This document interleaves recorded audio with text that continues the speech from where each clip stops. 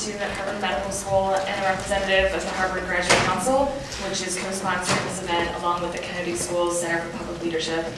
We're very fortunate today to have Walter Isaacson here to speak to us about leadership in modern times.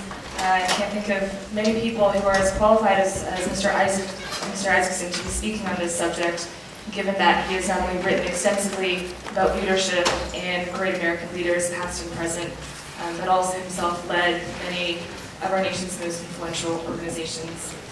Mr. Isaacson currently serves as the president and CEO of the Aspen Institute, which is a nonpartisan educational and policy studies institute in Washington, D.C.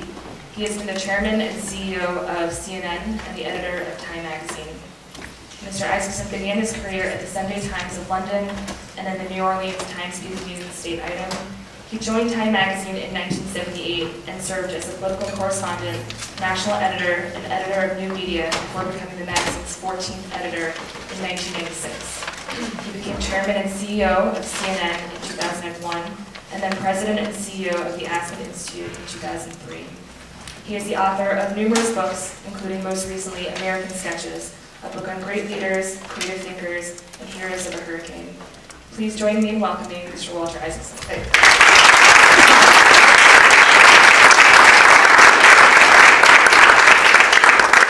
I hope to speak for a few minutes and then make this much of a discussion.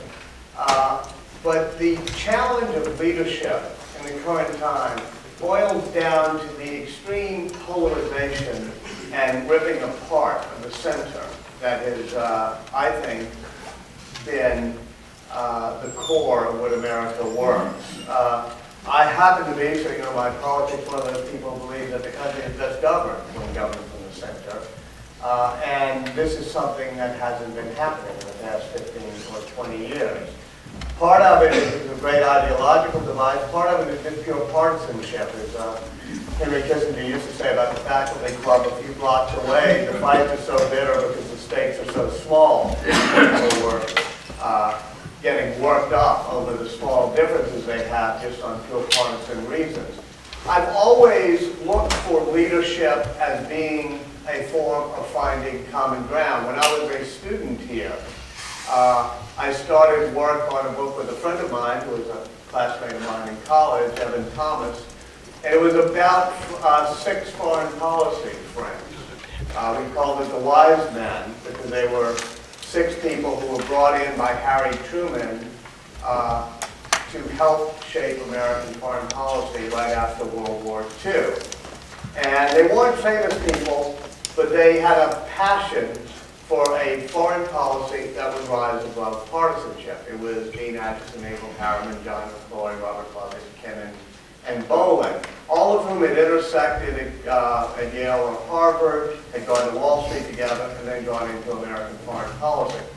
And the reason we did it is because we were coming out of the Vietnam period back when we were in college. We came just after the end of the Vietnam War, but that had polarized this nation. And so we were looking for a time when people tried to lead the nation by finding the common ground based on the values we stood for. And so we picked these 6 people, 3 of them Republicans, 3 of them Democrats, all best friends who worked for Democratic and Republican administrations. One of the touchstones of the partisanship was Robert Lovett, one of our characters, when he tells Harry Truman about the idea of having a plan to rebuild Europe, because they realized they were in a great global struggle after the end of World War II. They have a plan for the economic rebuilding of Europe that they've been talking about, and he has to tell President Truman, and we want to call it the Marshall Plan, not the Truman Plan, because that will cause it to be less partisan. General Marshall, somebody who stands above partisanship. So Truman says to Lovett, "You're absolutely right, otherwise those damn Republicans will try to kill it." And there's a pause, and Lovett says, "You forget, Mr. President, I am one of those damn Republicans." And Truman says, "Yes, I always forget," because he had a group of foreign policy advisors that were not fit based on party. The other thing about the Wise Men is by doing so, they could have a leadership that was extremely creative. At the end of World War II, as Abraham Harriman said, Americans were ready to come back home, go to the movies, and drink Coca-Cola. Nobody wanted to be engaged in the world. But as the war was ending, from the Potsdam Conference, from the Yalta Conference to the Potsdam Conference, it suddenly becomes clear that the United States is going to be engaged, having just won a war with its allies, including Russia, against fascism, is going to be engaged in a new global struggle, which is against the spread of Soviet-backed communism, and that you're going to need a whole new set of institutions to deal with that struggle. And so they had a creativity as well as a bipartisanship when they did it. And that creativity led them to understand that the new struggle they were going to be engaged in was going to be partly a military struggle, so they create, out of whole cloth, and never been done before, NATO, a defensive military alliance. They realized it was going to be an economic struggle, so they create the World Bank and all the Bretton Woods institutions, you know, the IMF, the GATT, which again will be an trade. They realized it would be a struggle for hearts and minds. So you have Radio Free Europe and Voice of America and other things coming up. They too realized that we're going to have to show that our side will be more prosperous in a way. So that's where the Marshall Plan and other things come from. So you have this enormous burst of creativity of institutions nobody ever thought of having before, and even the United Nations comes out of that. And that burst of creativity happens within a 2 or 3 year period, 1946, 47, 48, maybe 49. And then you even have to frame it to say, what is a struggle? So you have George Kennan and others framing it as a containment doctrine, and NSC 68, which sort of balances the commitments we're going to need to the resources we have. So there's this great framework for it and great new creative institutions. The reason I say this is because we're in a similar period.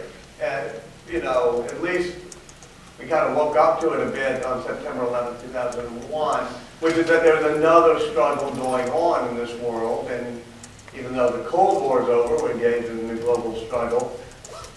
And yet, it's been almost 10 years. There's been absolutely no creativity. We're still using the old institutions. We're still using NATO, which was created as a defensive alliance to stop tanks going through the Volga Gap in Germany. We're using it to be involved in Afghanistan. We're still using Voice of America and Radio Free Europe instead of creating a new Facebook or Google Groups or YouTube that would be a way of interacting and engaging with the world. We're still using, you know, broadcast radio. We're still using the old banking institutions. And so there hasn't been a comparable period of creativity, partly because after the brief period after 9/11, there became again the polarization, and nobody could really work together to create new ways of looking at the world.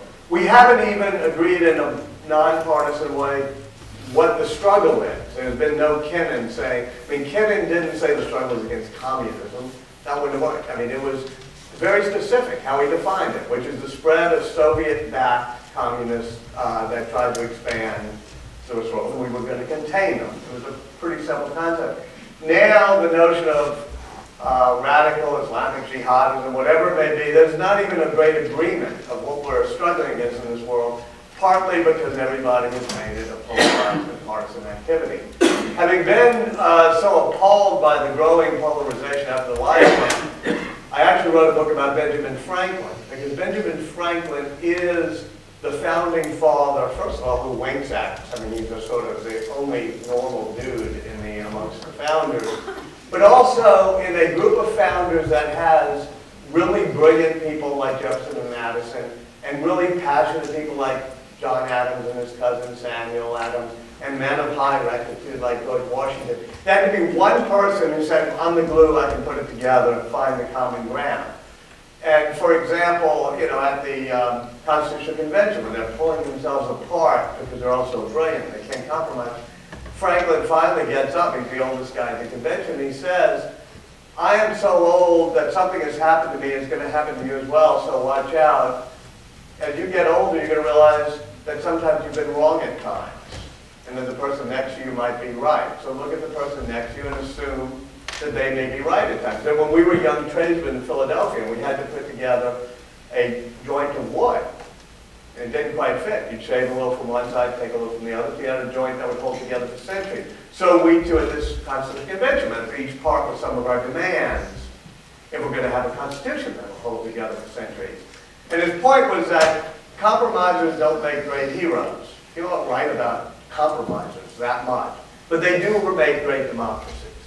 That's the whole point of a democracy, is finding the common ground, the common glue. So he's the one who proposes, there's a big fight they were having on the big states, little states versus, equal votes per state and proportional representation. He's the one, after the Connecticut Compromise is defeated, to propose having a House and a Senate, proportional representation and equal votes per state. And he says, line up, and we're each going to have to come up with some of our own demands and do it. And they do. And he even understood in a sectarian world that what America's strength would be was that there's some professor at Harvard who once wrote a very disparaging sentence about Ben Franklin, which is all he gave to the founding was a notion of good-natured religious tolerance. Well, the notion of good-natured religious tolerance was about the most important notion you could have at that period. I mean, most of America had been founded because England couldn't get its act together in good nature. That is things we're still struggling for in this world. This is the magic of America, that a place like Philadelphia with Franklin could have Moravians and Jews and Anglicans and Quakers all working together. And so Franklin, during his lifetime, contributed to the building fund of each and every church that was built in Philadelphia. And at one point they were doing a great hall for visiting preachers of the First Great Awakening. It was called the New Hall. If you go to look in Philadelphia at Independence Hall, it's still there on your left, that building, so-called the New Hall. And Franklin wrote the fundraising document, which begins by saying, even if the Mufti of Constantinople were to send somebody here to preach Islam to us and to teach us about Muhammad, we should offer a pulpit and we should listen, we can learn. And on his deathbed, he's the largest individual contributor to the Mikveh Israel Synagogue, which is the first synagogue built in Philadelphia. And it was that notion of a good-natured religious tolerance, of people living together and finding common ground as opposed to splitting in sectarian ways, that is still the greatest struggle in this world. It's still what America's values stand for. That's why when he died, instead of his minister accompanying his casket to the grave, they had 15,000 people marching, in which all 40 ministers, preachers, and priests of Philadelphia and John's with the rabbi of the Jews who marched with him to the grave. So those are the struggles we're still fighting for, and our politics, I don't think, has become very suited to dealing with those things. Ever since I've been writing about these things, it's gotten worse and worse, so maybe it shows biography doesn't help very much. I do think that for many, many years, I mean for most of my career, I was a journalist. I think there are two major contributors to this polarization and partisanship, and one of them is the media. The media, all throughout my career, generally loves conflict. You like debate. You love pitting people up, and that's understandable. I mean, nobody ever made a great headline out of Canada and U.S. agree on trade arrangements or something. It's conflicts that make the news. But something different has happened that is more technological. And what happened was, at least for the past 70 years or so, most of the 20th century, you had, because of the technology, a broadcast media. Meaning you had generally a trend towards monopoly newspapers in town because of both the technology of the cost of printing presses and the natural monopoly that comes when you're trying to get advertising in the town. And so there'd be one or two, maybe three newspapers, but it tended to all govern. So newspapers had to cover a broad spectrum and get a very broad readership. And even more importantly, broadcast was that way, especially television broadcast when it comes in the early 1950s. Because not everybody can start a TV station. I mean, basically there's limited, especially back in the 50s and 60s, there's 4 or 5 channels at most, 3 major networks at most. The barrier to entry to creating a network was huge. So if you were doing the news on a network in the 60s, 70s even, and you were Walter Cronkite or John Chancellor or somebody like that, you had to get more than 1/3 of the viewers watching in order to win, in order to be successful. And that meant getting a very broad base. When you said that's the way it is, it had to appeal not to one narrow segment of the population. It had to try to get a mass audience. That's what mass media means.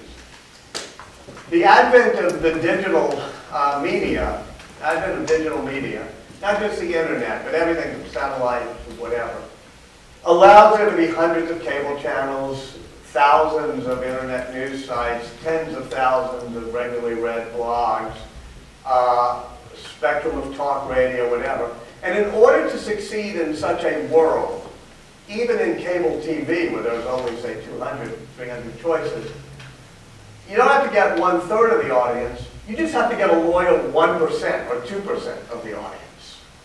That's how you end up being successful if you're CNN or Fox News or whatever. I ran CNN, and I was the last person to run CNN when CNN was easily the #1 network. It wasn't because I was particularly good, it was because there were no other major news networks. They were just rising. But what Fox and MSNBC discovered is that if you've got a passionate, ardent, partisan audience, and Murdoch is not all that political, more so than he's a businessman. It's a cold calculation. The Times of London can endorse Tony Blair while Fox is doing O'Reilly. But it was a cold and smart calculation that if you got 1 or 2% of the audience to ardently watch you every night and to watch you for the full hour or whatever, you were going to have the highest ratings of a 200-channel network.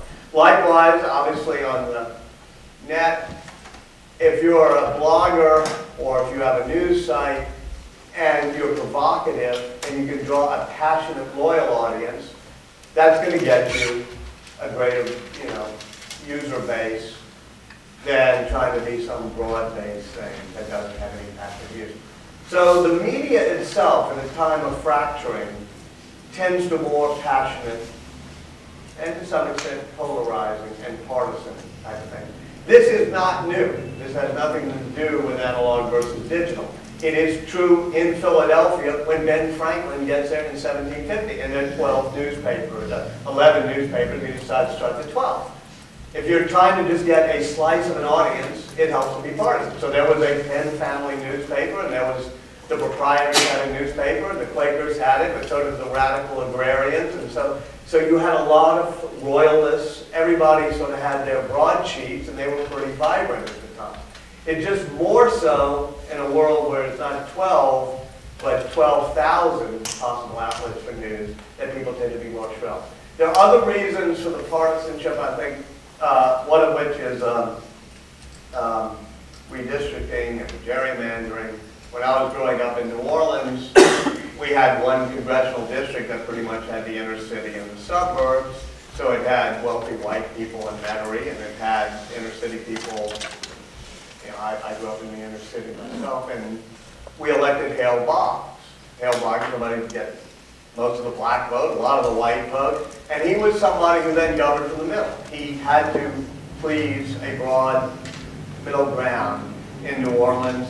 And so when the civil rights bills of 61, 62, 63 come along, he and Lyndon Johnson and some other Southern Democrats are able to bridge the divide and pass the 64 voting rights, 63 voting rights, 64 civil rights bill, because they had to. As soon as Hale Boggs dies and his widow leaves the scene, they carve up that district.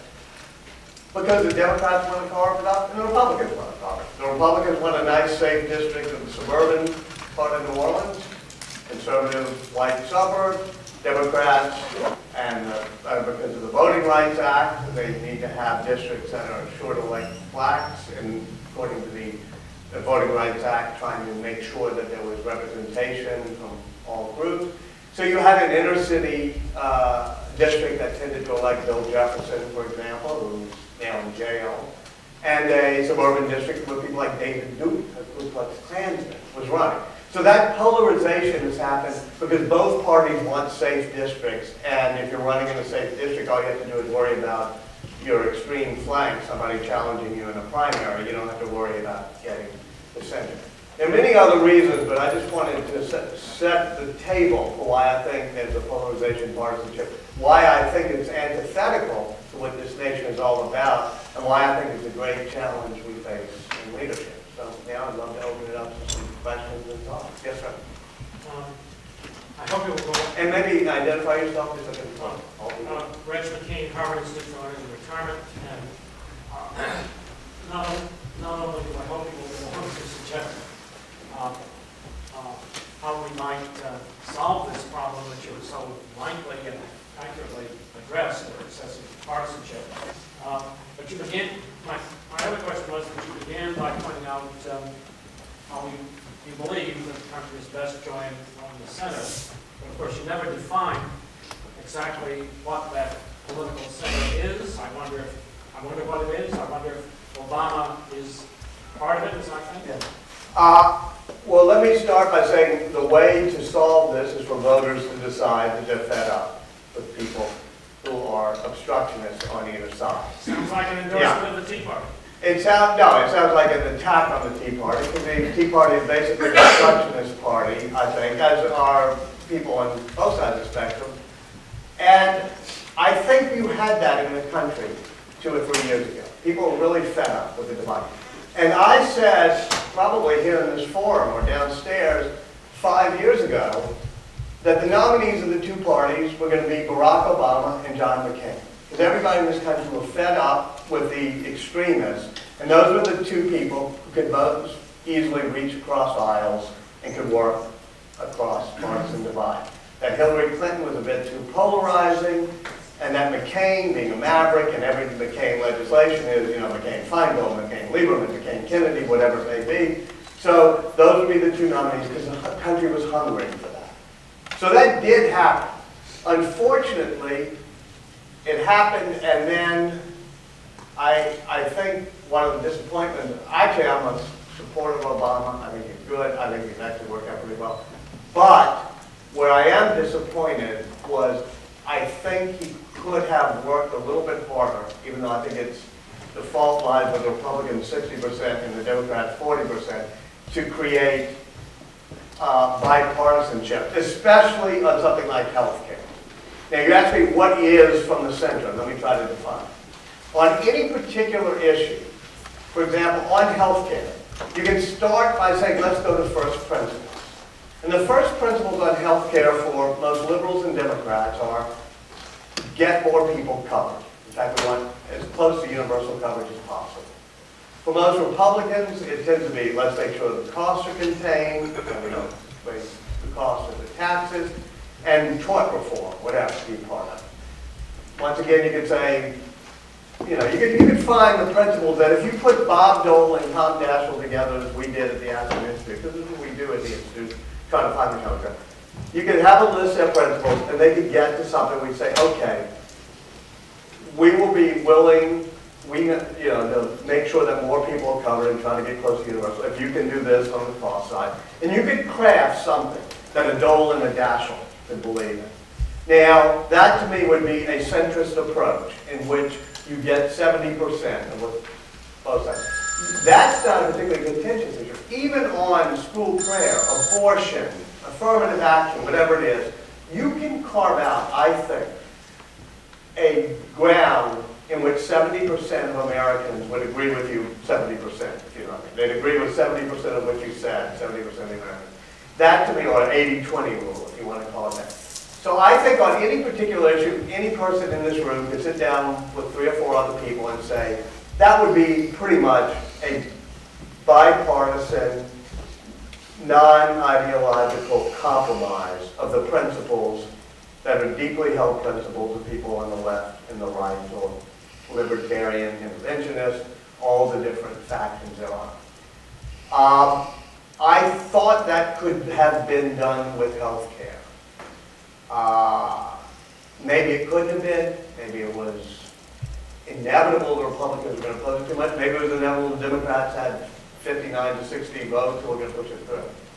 But that's, anyway, we can talk more about what that means in various other fields. Yeah. Hi, my name is Reed Capolino. I'm a student at the Harvard Kennedy School. Mr. Isaacson, I had a question. Walter, I had 2 questions. One is being how it seems to me that Barack Obama is really from his office. You've seen it's a case study. And also, I would say Bill Clinton, from his time in office, both horizon figures eager to make compromise. Yeah. Putting forth for essential proposals. So my one question is, how do you go about leading when people you're negotiating with state their success on the work area?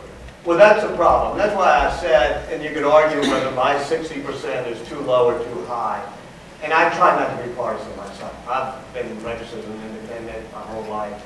I think at least 60% of the blame is a political calculation by the Republican Party that by just saying no, they gain the political advantage instead of Grassley finishing the compromise with Balkins, that Grassley and Balkins could have done. I think it's partly because of what I said about everything from the polarization of the political field, because if you're Grassley and you're about to compromise, or if you're Corker from Tennessee and you're about to compromise with Chris Dodd, all of a sudden the Republican base is about to eat you alive. I mean, Charlie Crist is going to lose in Florida because of it. Poor Bob Bennett, one of the most conservative people I've ever met, part of the Aspen Institute.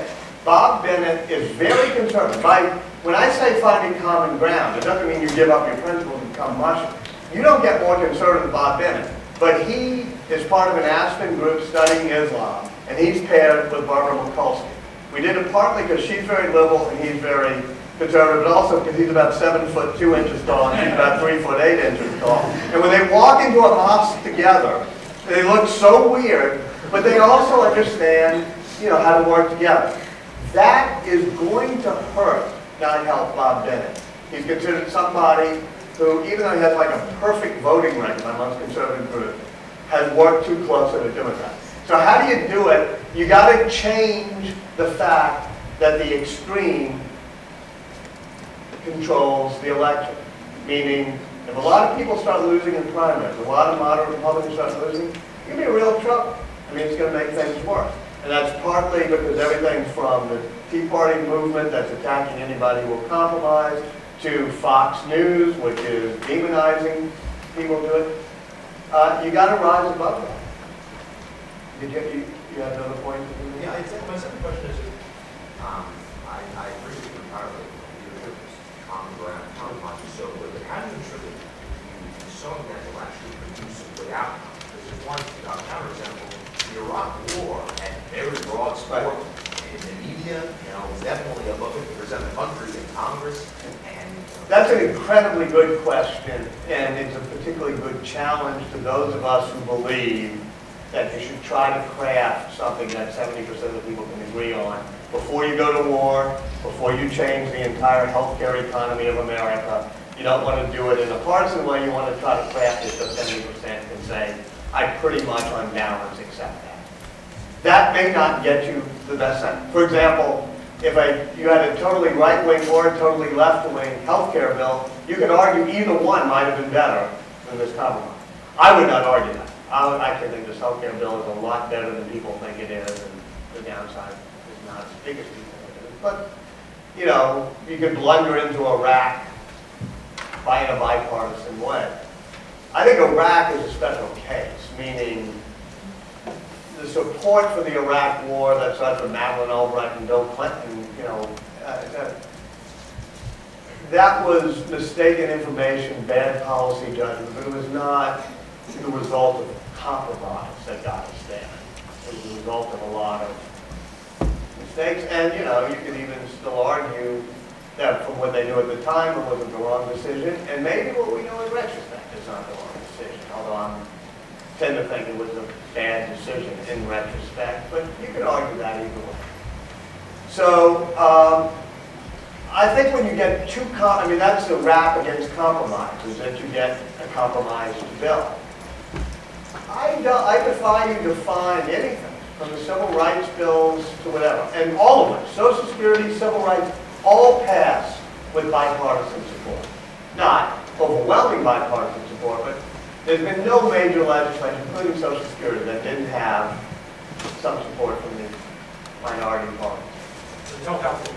Until healthcare. That's the whole point I'm making, which is that healthcare, the first time you had to do it.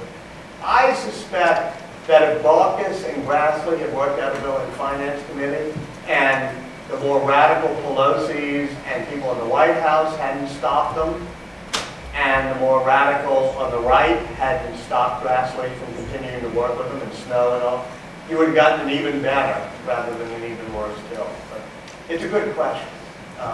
I would love you to try to find counterexamples where trying to find the common ground made something worse rather than better. And Iraq War doesn't qualify in my mind as being an example. Yeah. My name is Ben Frisber. I actually don't go to Harvard. Okay.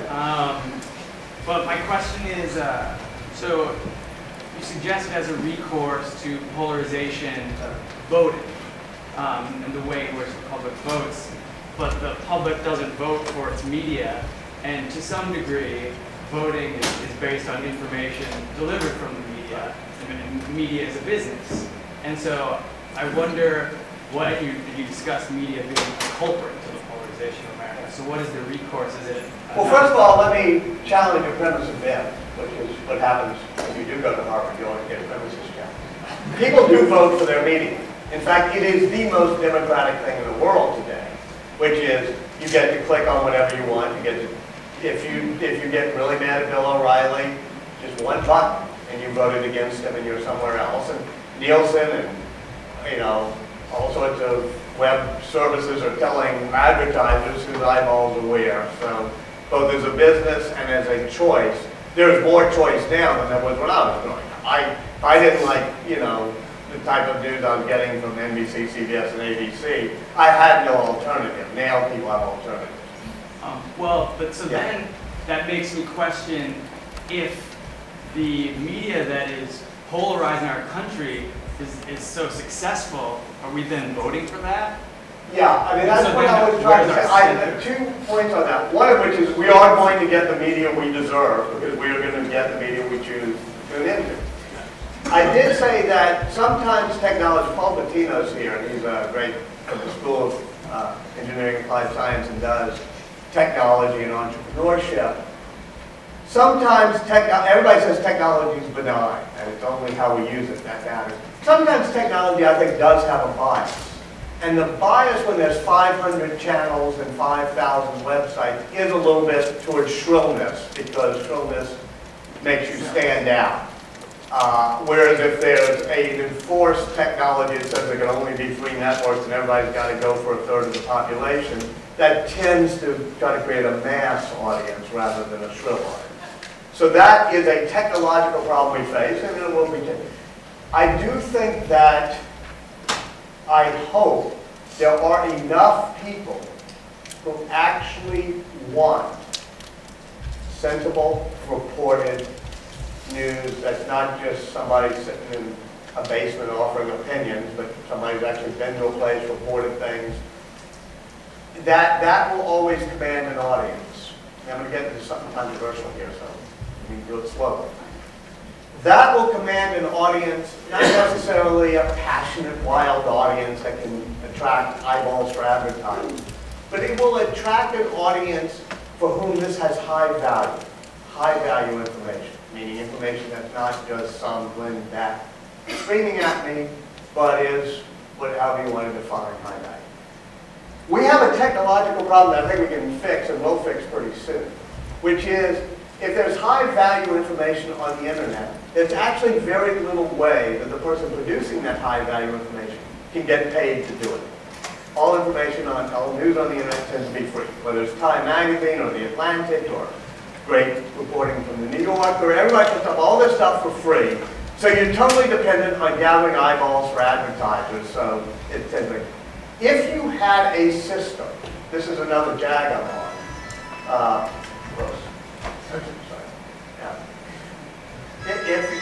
If you had a system that allowed people who truly valued high-value content to pay for it, or made it easy, so that the New York Times to me is high-value content. I want it every day, and even though some people think it's far too liberal or think it's biased or this, that, and the other, to me, I want the New York Times every day. I'd be willing to pay, 99 cents a month for the New York Times, or 99 cents a week for the New York Times. An impulse purchase, just as I would if Coldplay comes out with a new song, or Neville Brothers repurposing things. I'll hit iTunes and 99 cents is nothing. I think we're about to move to a model of impulse buying, or easy buying, I should say impulse, but where you can pay for content on the web. And I think, I may be wrong, that that will incent the creation of high-value content for people who can afford to pay for it, who want good stuff like maybe the New York Times, as opposed to the cheaper stuff, which is just somebody spouting opinions, that then can gather eyeballs for advertisers. Secondly, I think we as a nation have to be willing to do that. That if we allow the New York Times, or the Wall Street Journal, or the New Orleans Times Tribune, or Time Magazine, or whatever, to totally go under, that's not a good thing. So, I think it'll stop, sorry. My daughter disagreeing with me on paying for content on the internet. She says that. So anyway, I think what we need is a business model that allows us to reward high-value content that's well reported for those who want it. Without being too elitist, I'll say that a mass, you might not get a mass audience who wants to pay for things, but you will get 10, 15, 20% of any population that says, I want this high-value information. So I'm hoping that will help. And do you think that audience will pull from the center? I mean, do you think that audience, because you say for those who want it, and I'm just curious, who are the people who want it? Are they I don't think it's center per se. I think it's a difference between reported, reliable, fact-checked news versus just opinion, which is both cheaper to produce and gathers a more shrill audience and gather eyeballs. So I tend to want what I would call objective, and people start arguing, you can't ever have objective information, but you can. You can have real reporters who are there in Afghanistan and are trying to say what's happening without a particular bias. They may have some bias, but they're trying hard to avoid the bias. And likewise, they're out there covering what's happening, whether it's at a Tea Party rally yesterday in Washington, or at a John McCain campaign speech, or at in the Green Zone in Baghdad, or wherever it may be. That is very costly. When I ran CNN, and I want to keep this off the record, I don't know if it'll stay off the record, but I had a lot of money, $1 million a day to keep a Baghdad bureau locked. I was having Christian Amanpour doing Seriers on Islam. She would get crushed in the overall ratings by just a Bill O'Reilly yelling about something. There was pressure put on me. Surely we can get rid of all these overseas bureaus. Surely we don't need all this reporting. We can make a lot more money with just talk radio type hosts who go on CNN. Now I was hiring people like Anderson Cooper, who I thought were really good reporters, not hiring Keith Olbermann, say, who worked at CNN, but was not going to be out there reporting, just giving opinion. So it's not so much that any of these people are centrist, it's that they are producing what they aim to be unbiased and objective information. They want to be on the ground and say, here's what's happening in Haiti, Afghanistan, or Iraq, and they're not there to prove a point that America is war criminals or America is the savior. They're just there to tell you what's happening. That is both expensive, it's high value, and to me, it tends to be what the center would want. Because if you're on the extremes, you're not necessarily looking for, let me just get the objective facts. And so that's what I mean by that type of high value, centrist information. My name is Susan Ellis, and I'm a freelance writer. I live in a relatively small town in the area, and we have a town meeting form of government. We have a community newspaper that I write for, it comes out weekly. And a lot of what you're talking about resonates with me because one of the big problems that we have is that the newspaper is not well funded, and the way the editor works, so isn't paid well, is that he responds to internet hits as what he's going to publish. And what's happened is that the paper's degenerated to the point where people are really disgusted. But it also has the effect that the majority of the population just is disaffected. Right. So I'm wondering what your opinion is about looking at it from the opposite end of what you're talking about citizen journalism and the hope for that, and about... If you get citizen journalism and things like that, after the storm in New Orleans, I went back to my old Central City neighborhood, which is now sort of famous because we kind of call it near Treme, because we were the next neighborhood over from Treme, and now Treme is famous. And we wanted neighborhood coverage. What homes are back? The fire department, like, how do you get your electricity turned on? So we wanted citizen journalists. And there was a whole group, including from Harvard, some people maybe here. They all went down to Broadmoor, and they began to, which was great, but only wealthy enough people who could come do it as a hobby or do it as a avocation could do it. You need to get it to be with citizen journalists, people can get paid to do it, so that real people can do it, who have to pay mortgages and put food on their family's table. Your case of a newspaper that is just trying to gather eyeballs is perfect, because the news either polarizes or just degenerates into being not serious, high-quality news like it is these days.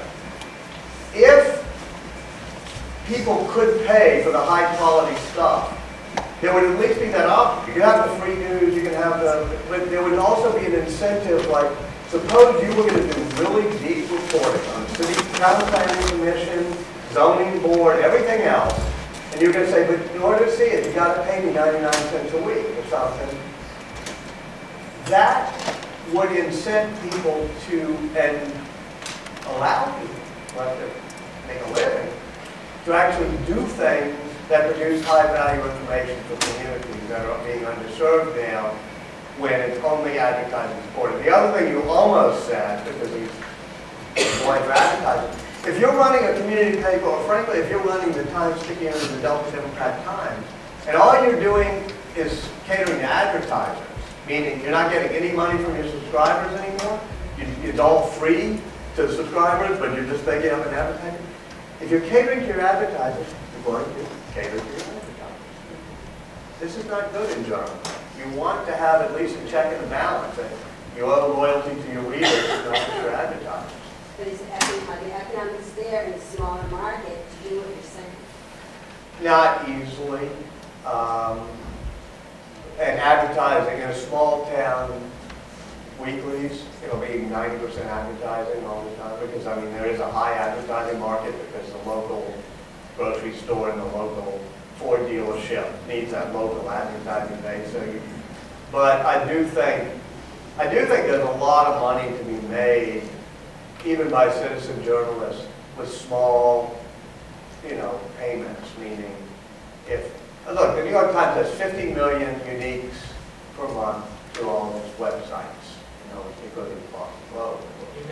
Uniques per month. No, unique visitors, not hits. If, every one of them was willing, to pay $1 a week, that's $200 million a month, times 12, you do the math, that's more money than the New York Times company could ever dream of. So, I do think people willing to pay 99 cents a week for things can add up, but it doesn't work on community papers. Yeah. So, I'm sorry, I'll get to the back of it. Yeah. So I'm a student of business school, and kind of just wanted to echo some of these concerns, because the New York Times has tried to put up a wall around the content it has and it's failed. The only paper that's been able to do it successfully is the Journal, and that's because of acute benefits to financial information. So my question is, in the absence of maybe a third-party aggregator that can solve the collective action problem that the media faces, are these revenue streams enough to make up for the loss of classifieds and Craigslist, the loss of advertising to Google? I find it very optimistic, but I think this is what media professionals have been saying the last 15 years, because institutions are dying to give up. And so I just wanted to... Well, I don't mean to be falsely optimistic. If you were asking me, should I go prepare myself to work for a big city newspaper for the rest of my career, I would say, what are your other options? So I'm not trying to be falsely optimistic. I will say a few things I say in the New York Times. I love the New York Times, I like Arthur, whatever. The notion that you're going to make people pay for the opinion, to give away your good reporting for free, was, to use a technical term, wacky. I mean, there's more opinion for free on the internet. To put up the paywall around your op-ed people, but to say David Rohde's coverage of Afghanistan, which is the most amazing stuff, that's all I've got for free. I think they got that right. Secondly, is the technological thing. For me to subscribe to the New York Times or to the Times Review, whatever, it is a pain. It isn't the amount of money. It's, okay, I've got to stop. I've got to give them a whole page of things. I've got an email address, home phone number. I've got to give them my credit card number. I don't want to do all that. That's why I instantly buy songs I like on iTunes. I buy everything I'm wearing. I bought at Amazon. I don't ever go shopping for clothes. In fact, you know, waiting to come over here, I just got, you know, a couple more khakis because this is getting stale. But it's because on Amazon, they've already got my thing in. I can do one-click payment. It is frictionless. The mental transaction cost is approximately zero on iTunes or Amazon. It's huge, the mental transaction cost on, you know, a place like where you're trying to subscribe to a newspaper. So I'm actually working a bit on doing a biography, not totally public, but on Steve Jobs. So I'm out there a whole lot watching what he's doing. Once he does 99 cents for the New York Times for the week, and you can click on it the way you do a song, I think it'll be easier to get people to do it. So I think the problem the New York Times and others have faced putting up that paywall was partly we don't have the impulse. If I were to invent something, if I were in Paul Patino's group, and I was supposed to say, what should I do technologically? Easy payment systems would be the perfect thing digitally. I want to do what I can do in some other places. Just like I could drive from Washington to here with an easy pass and tolls up, and I don't say, gee, is the Delaware Bridge $3.99 or $4.99, whatever. You just go on through it, you don't mind. I want to be able to go to the Coke machine, I want to be able to go on the internet, whatever, and have a digital wallet that if something is cheap and is an impulse purchase, I just click on it. I don't need a receipt, I don't need itemized bills or anything. And I would create a digital purse on the thing, just like my Easy Pass is in my car. So whenever I'm online, I have a digital purse that puts $25 from my bank account in it every, you know, whatever it needs for replenishing. And whenever I see something I want for 50 cents or 49 cents or $1.99, I click on it and it takes that money out of there. That would end all the friction and I think that would allow bloggers, citizen journalists, garage bands, you know, artists, people making little video games, all to sell stuff like that. You have a blossoming new economy. Yeah, I guess not especially with music, you've got new labels that control all the content, whereas in newspapers, not necessarily the case. So the incentive effect from that kind of aggregated really is a lot higher. And also, look, I ran Time Magazine and its new media division when we were on AOL. Before you were born in 1992, there was no such thing as a web browser. Mark Andreessen was still in college. And so you had to go into the walled gardens of CompuServe Prodigy AOL. Then the web comes along, and we put it all out there for free. Because it's like, oh, the web, information wants to be free. And we forget the second half of Stuart Brand's mantra, which is information must be expensive as well, because information at the right time is the most valuable commodity. So I started trying to get Time Magazine to continue to charge people. But they would just do this week, sit there, totally for free. No hope. I mean, you know, as much as I love Time, it's pretty much interchangeable with Newsweek. If Newsweek's free and Time's $1, you're going to go to Newsweek. So that's a problem. I do think both models can coexist. That there can be high value information that somebody like myself, if it's really simple, will pay $9. Look, we talk about a Coldplay song. You can get it for free on the web. Or you can pay 99 cents on iTunes. Why do most people suddenly, after, you know, so 4 years ago it changes, start paying 99 cents when a song comes out instead of getting it for free? It's just the whole, if it's easier and safer and more convenient, you'll pay the 99 cents. Yeah. Back there. My name is Philip Schrögel. I'm a student here at the Kennedy School, and I would go back a step back to politics more. Good. So this I didn't mean to get into paid content. So my question is coming not from the US. So I have the observation that I'm from Germany. Yeah. So then this whole discussions, it's very difficult to reach a compromise because very often people don't attack the position, but the people, or not even the people, and the institutions itself. So it's the government that is bad, or it's the governor that is bad, and not the idea they're actually fighting. And so, do you see a way out of that? Yeah, I mean, I will now say something optimistic. And for all the bad things I've said, this year in the United States, in the past 14 months, We've created an enormous TARP program to take the worst economic crisis for the past 80 years or 60 years and pretty much, I think, get out of it. Likewise, save the financial system and the banking system. Likewise, get closer to a universal healthcare system than we've ever gotten in our history. Things can work. I just think that at the moment, it's not so much the personalization of politics as the polarization of politics that I think is hurting things. Yes, sir. My name is Michael Brower, and I studied at this school so long ago it was John Kennedy was kind of president. We're in the Littauer building. I would like Belfort. We were. There is a Littauer building, probably. Yeah. I would like to challenge your call for less partisanship and more bipartisanship by raising some major fundamental changes that have happened in our society in the last 30 years. One is we now have a very powerful social class structure, the most powerful since I was born in 1932. Secondly, as part of that, the rich 1% elite now controls, some people say, more than 95% poor have in terms of income or wealth. Along with that, we have the corruption of our Congress. This is the most corrupt Congress in my lifetime. Third, fourth, whatever, you talk about partisanship between two parties. I don't think we have two parties. The Democrats and the Republicans are kind of two halves of the same elite party. It costs millions of dollars, folks, to run for Congress today because we don't have public financing of elections. And the lobbyists are running in place.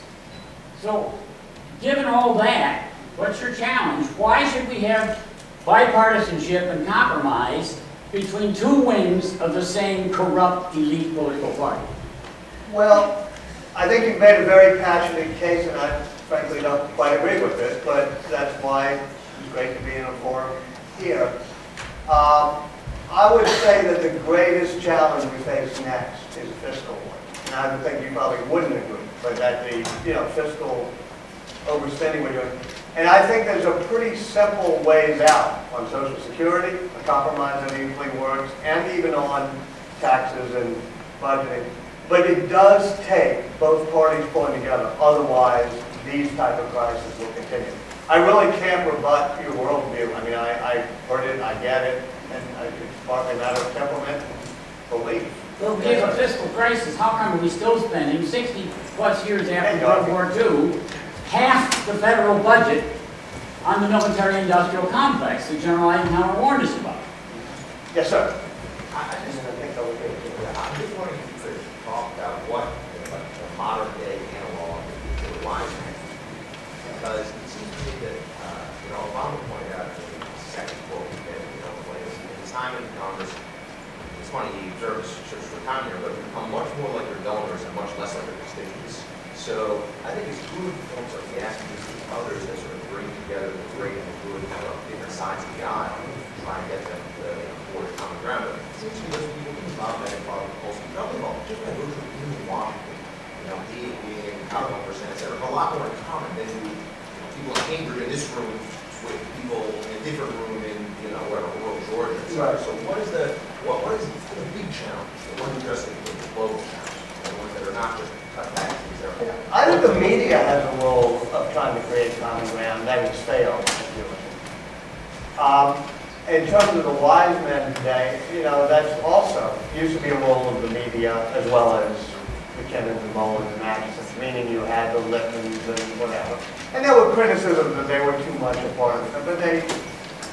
But I also think that Obama's done a pretty good job on the fiscal issue by picking Alan Simpson and Rustin Bowles. I mean, those would be two wise men, I would give you. And I think that on any issue, had you gone that route, Daschle and Dole, where you'd almost said form a commission and do health care, you could have gotten to a better result. But neither the politics nor the media rewards that these days.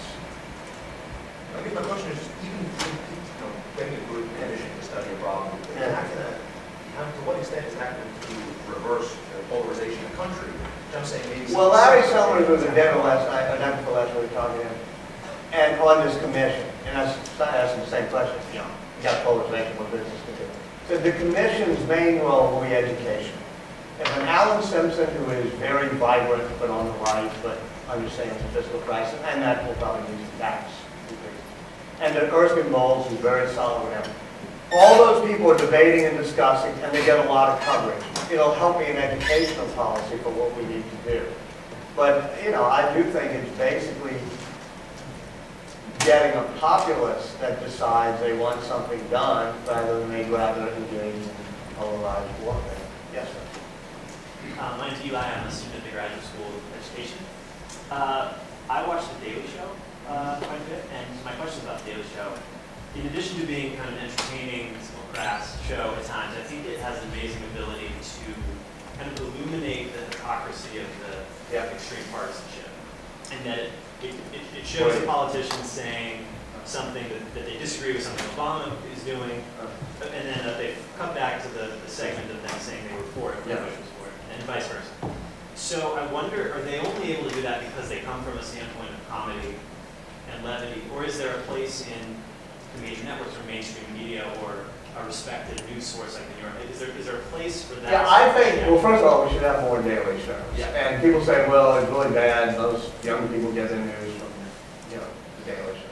Well, first of all, it's not bad because it's a really good show. Secondly, it's not true because you wouldn't laugh at the jokes if you didn't already have some idea of the news that they were talking about. If you were totally clueless about what was happening, you'd find the whole show baffling to you. I do think, to get to a real core of your question, one problem the New York Times has, besides all the other problems I said, and as I say, I love the New York Times, one problem is the New York Times is phenomenally boring at the time. It should have fun. So should Time Out. When I was at Time, I tried to make it, you know, humorous, poking fun, hypocrisy, you know. There's this earnestness and self-seriousness in the mainstream media that is one of its worst enemies. I was going to say it's worst enemy, it's got so many enemies these days. So if the New York Times could just take 10% of the DNA of the Daily Show and have a little bit of fun, it would be 10 times more exciting to read, and it would help.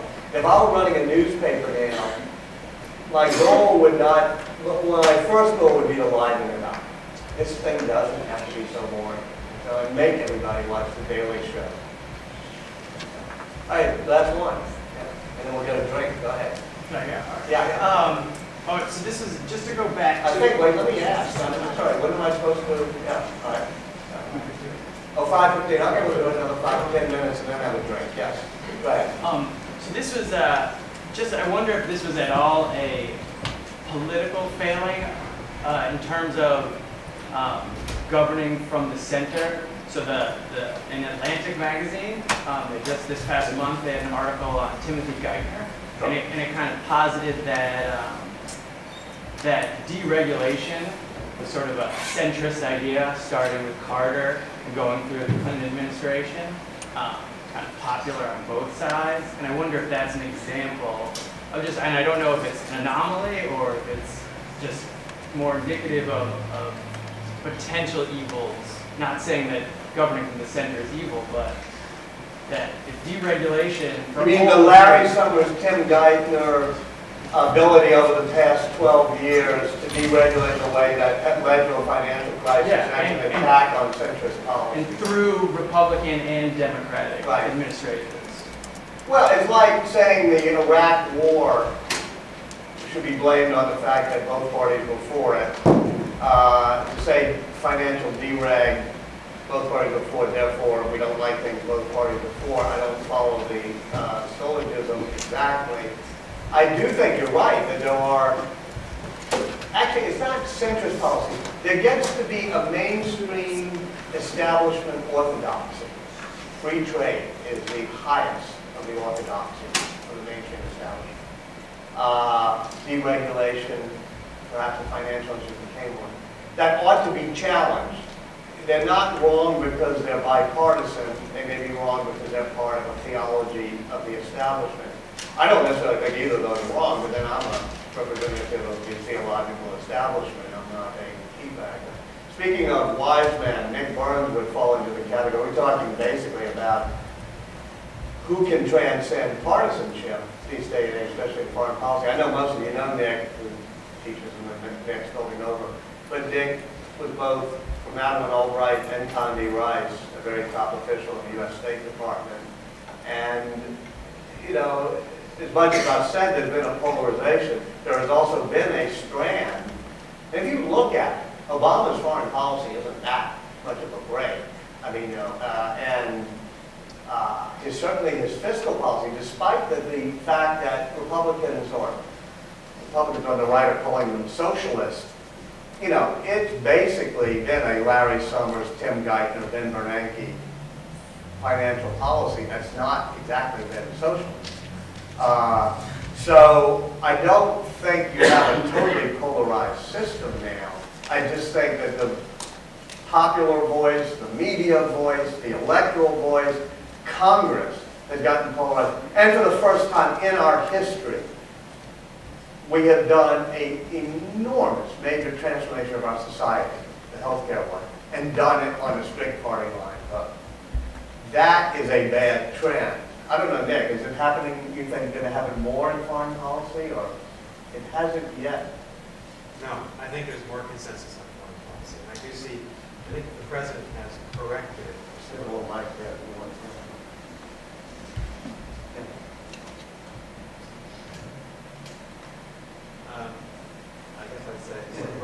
I guess I'd say, Walter, the president has corrected for some of the problems that President Bush had in foreign policy, but I still think there is substantial bipartisan support for the major lines of what the president's trying to do. When I will see, the Senate has to ratify the START agreement, then the Comprehensive Test Ban Treaty, and that second one is going to be a real test of whether bipartisanship lives in Washington. I'm optimistic in the first. I question whether the Republicans will give the president support. The second, I hope they do. And the president's followed the right course on that. And the Republican base is starting to demonize the whole nuclear posture of the Obama administration, saying, you know, we refuse. And I think distorting it. And I assume as somebody who's not a member of either party, you would think it's somewhat distorted by the Republican base. I do. I think the president, if you haven't read President Obama's nuclear posture review, which was announced 10 days ago, it is a revolutionary leap forward in the way we look at the usefulness or lack thereof of nuclear weapons. And what he essentially said is, we will not use nuclear weapons against countries that don't have them. And number two, we no longer have to fear what Walter and I feared in our youth in college, and that is a static state-to-state attack. We have to fear nuclear terrorism by terrorist groups. And I think that the president has updated, a long time after it should have been updated, the way we think about nuclear weapons in a much more positive and productive way. So I support what he's doing. And I think you would find that Dick Lugar, who's the ranking member of the Foreign Relations Committee in the Senate, totally supportive of that. But you already have Sarah Palin and many others out there this week saying, including Liz Cheney, the daughter of the vice president, saying that this is a surrender, right? So I think that's where the polarization is happening. Tremendously disappointed to see Sarah Palin on Boston Common, but also just to see. You went down to see her? I did not go. I thought you were disappointed when you went down to see her. Disappointed that she was there, but no, I think that's where we're seeing the partisanship, because the president is getting some traction on foreign policy. I suspect the right is just trying to undercut him for political reasons without really taking time to consider the larger implications of what they're saying.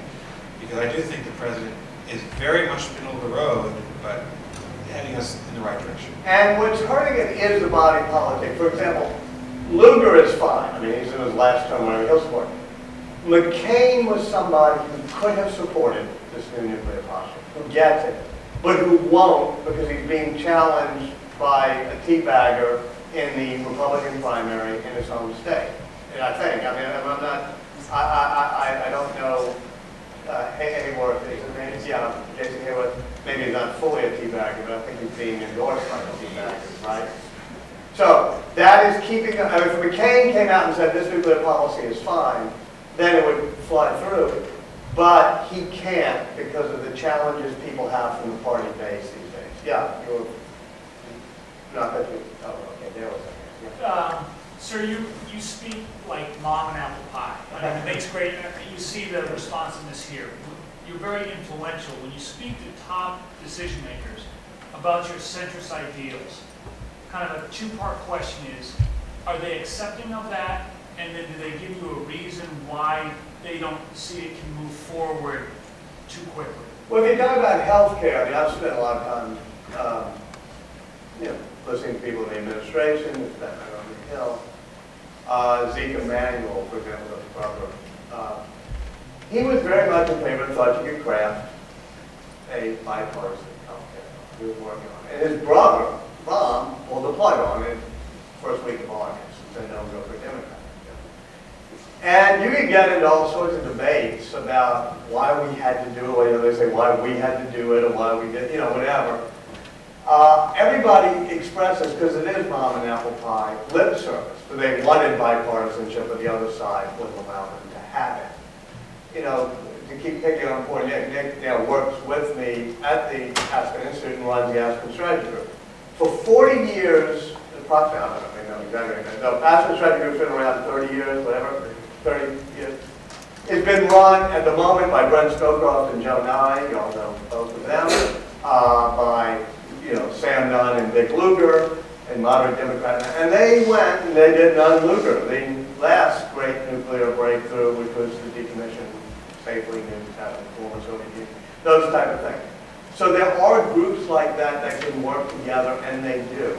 We have just entered into an era of talk radio, Fox News, and that matter, MSNBC News maybe, and John McCain and Bob Bennett, who are purely good, solid Republicans, both about to lose, maybe, to extremists from their base. So that's what's causing the problem. If I went right now to John McCain, who's spoken every year up until this year at the Aspen Institute, and said, why are you doing all this? I mean, I get the wink, I get the nod, and say, hey, I'm up for re-election. And this is what's happening to me. So it's not really their fault. All righty. So I think we can probably continue this in the reception just outside here. Thank you again. Thank you very much.